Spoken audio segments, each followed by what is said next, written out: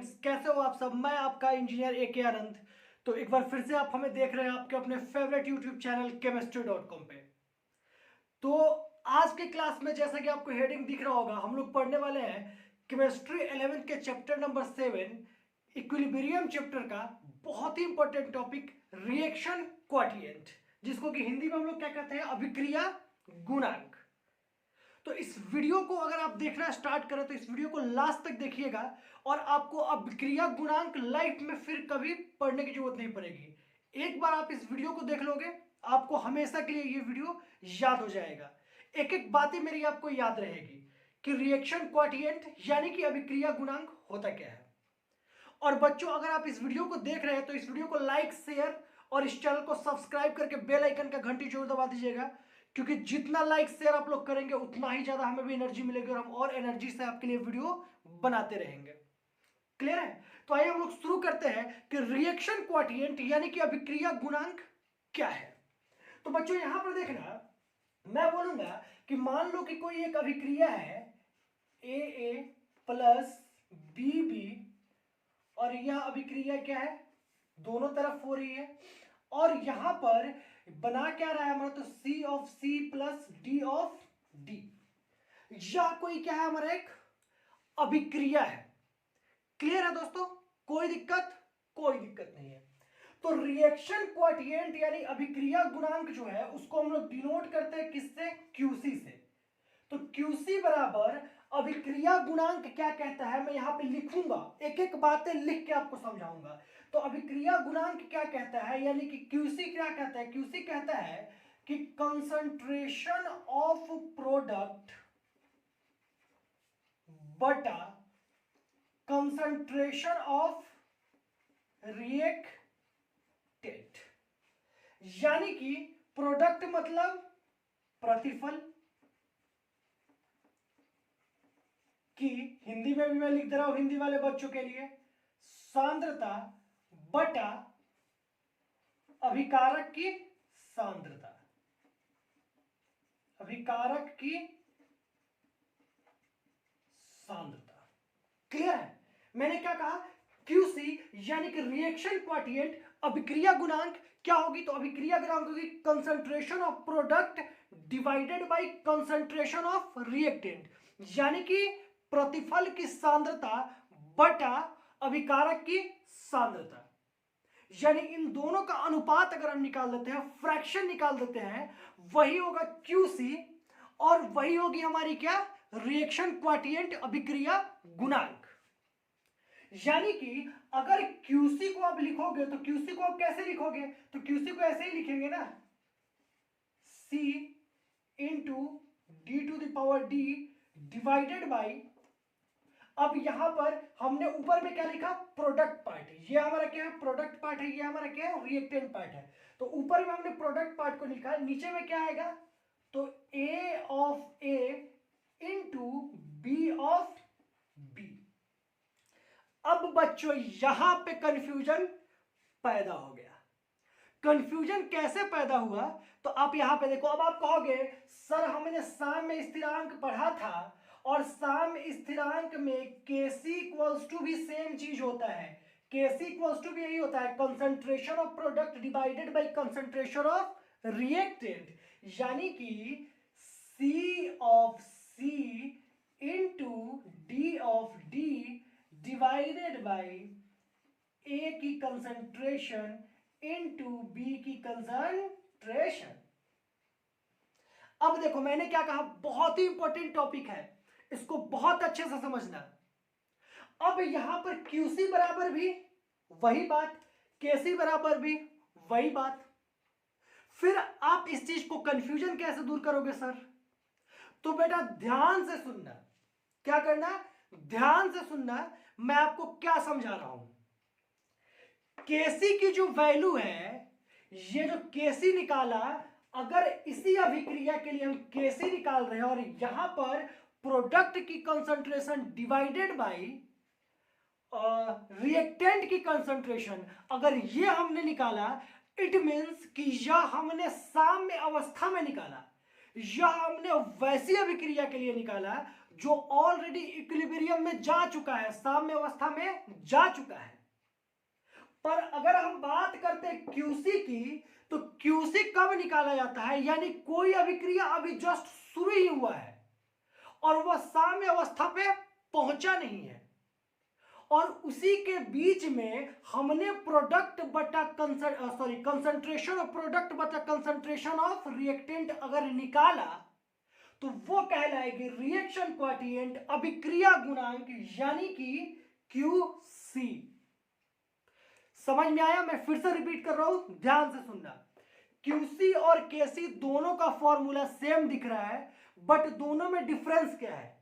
तो केसी हम तब निकालते हैं जब कोई अभिक्रिया ऑलरेडी साम्य अवस्था में जा चुकी हो, लेकिन क्यूसी हम कब निकालते हैं? तो कोई अभिक्रिया होना शुरू हुआ है और वो साम्य अवस्था में पहुंचा नहीं है। यहां से अभिक्रिया शुरू हुआ और वो साम्य अवस्था में पहुंचा नहीं, अभी बीच रास्ते में ही है, और उसी बीच रास्ते में आपका मन किया कि आप प्रोडक्ट की कंसंट्रेशन यानी उत्पाद की सांद्रता बटा अभिकारक की सांद्रता को निकाल लो और देखो कि यहां पर कौन ज्यादा है, अभी उत्पाद ज्यादा है या फिर अभिकारक की मात्रा ज्यादा है।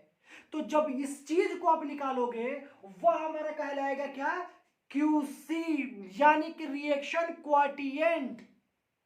समझ में आया? नहीं समझ में आया? बहुत अच्छे से आपको समझ में आया। अब मान लो आपको 60 किलोमीटर, मैं यहां पे लिख रहा हूं 60 किलोमीटर, और एवरेज स्पीड आप 60 मिनट में क्या कर रहे हो? ट्रैवल करोगे। अब आपने यहां से चलना शुरू किया, 60 किलोमीटर आप पहुंचे नहीं, बीच रास्ते में हो, अचानक से आपका फ्रेंड फोन किया, अच्छा कितनी दूर आए हो? तो आप क्या बोलोगे? 30 किलोमीटर या 35 किलोमीटर अप्रोक्सीमेटली आपने बोला। टाइम कितना लगा? 30 मिनट।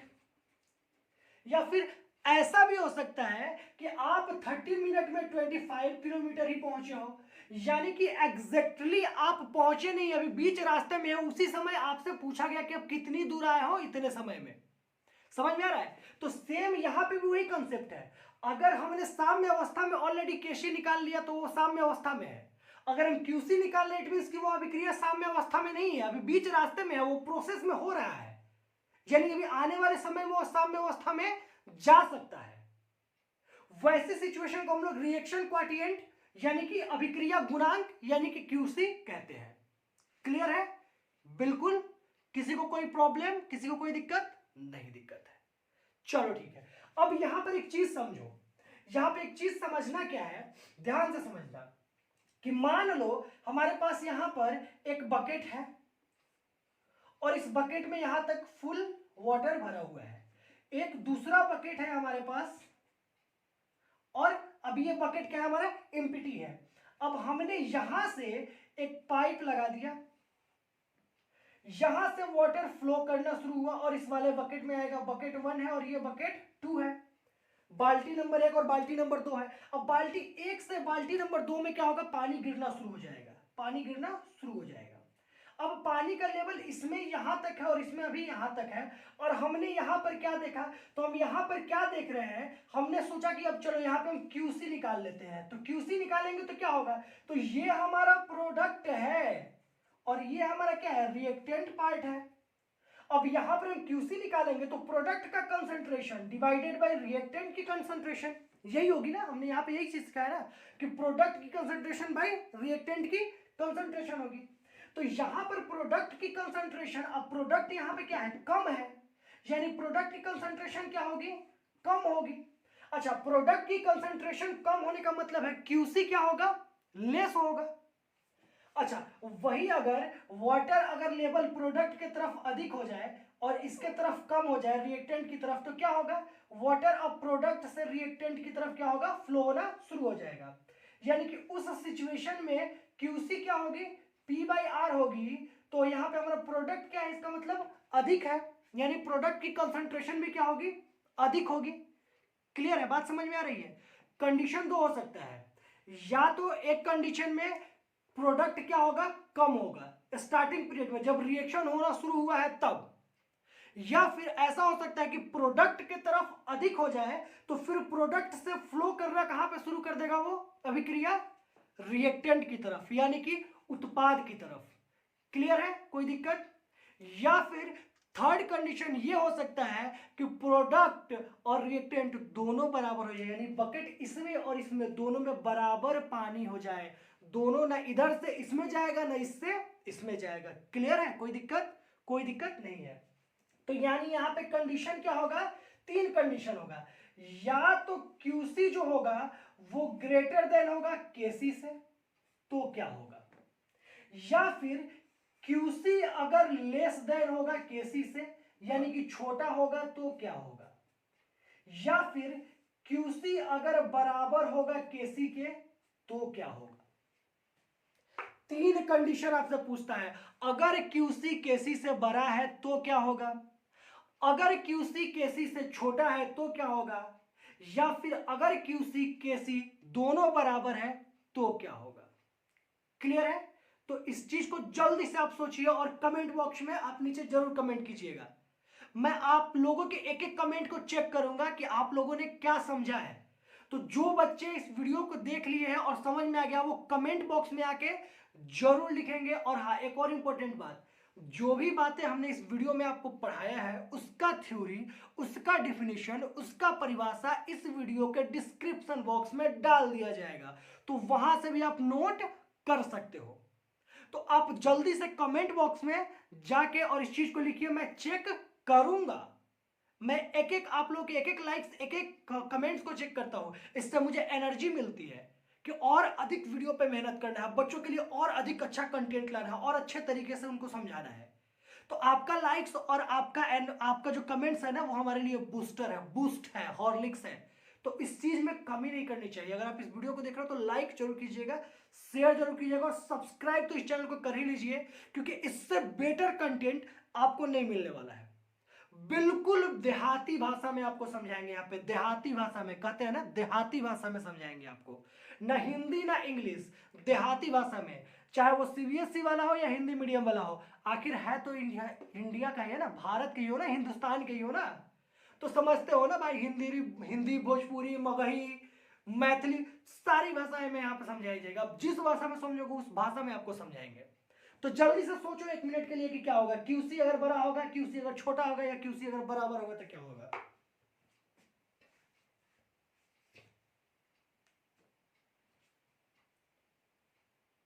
चलो देखो यहाँ पे, क्यूसी अगर केसी से ग्रेटर है इसका मतलब क्या है?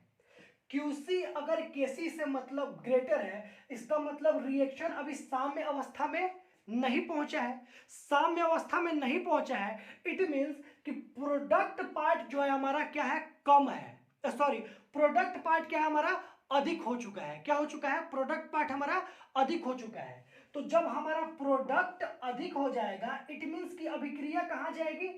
पॉस्ट दिशा में जाएगी। कहां पे जाएगी? पॉस्ट दिशा में, यानी कि बैकवर्ड जाएगी, बैकवर्ड जाएगी। अब पश्च को हम लोग क्या लिखते हैं, चीज और लिखते हैं, प्रतीप भी लिखते हैं। इस चीज को भी आप लोग याद रखिए, कहीं कहीं पर प्रतीप लिखा भी आएगा। अगर क्यूसी केसी से छोटा है तो यह अभिक्रिया अग्र दिशा में होगी। कहां पे होगी? अग्र दिशा में, यानी कि फॉरवर्ड होगी। अगर क्यूसी और केसी दोनों बराबर हो गया, इट मींस मेरे भाइयों, मेरे दोस्तों, मेरे बच्चों, फिर से हम लोग वहीं पे आ गए, साम्य स्थिरांक, यानी कि वह रिएक्शन साम्य अवस्था में है। किसमें है? साम्य अवस्था, इक्विलिब्रियम में आ चुका है। समझ में आया? तो इस चैप्टर से, सॉरी, इस टॉपिक से दो बहुत इंपॉर्टेंट पॉइंट थे। और वो दो पॉइंट क्या थे कि एक तो क्यूसी और केसी दोनों हमारा दिखने में सेम है, लेकिन दोनों में अंतर क्या है? तो अंतर ये है कि केसी हम तब निकालते हैं जब अभिक्रिया साम्य अवस्था में जा चुका हो, और क्यूसी हम तब निकालते हैं जब कोई अभिक्रिया हो रहा हो, वो साम्य अवस्था में नहीं पहुंचा हो, बीच में पेंडुलम की तरह भी डोल रहा हो। पॉइंट नंबर 1 था। पॉइंट नंबर 2 इंपॉर्टेंट क्या है? अगर क्यूसी केसी से बड़ा है, अभिक्रिया पश्च बैकवर्ड अभिक्रिया होगी। अगर क्यूसी केसी से छोटा है, फॉरवर्ड अग्र दिशा में अभिक्रिया होगी। और अगर QC और KC दोनों बराबर है मीन्स वह साम्य अवस्था में है, इक्विलिब्रियम स्टेट में है। तो मैं एक बार फिर से बोल रहा हूं, आपके लाइक्स, आपके कमेंट बूस्ट है मेरे लिए, रिवाइटल है मेरे लिए, ठीक है। तो इस वीडियो को अगर आप देख रहे हैं तो लाइक, शेयर, कमेंट करना नहीं भूलें और साथ ही चैनल को सब्सक्राइब जरूर करें, क्योंकि यहां पे हम आपको देंगे बेस्ट कंटेंट केमिस्ट्री का, 11th 12th या फिर कोई अदर कॉम्पिटिटिव एग्जाम।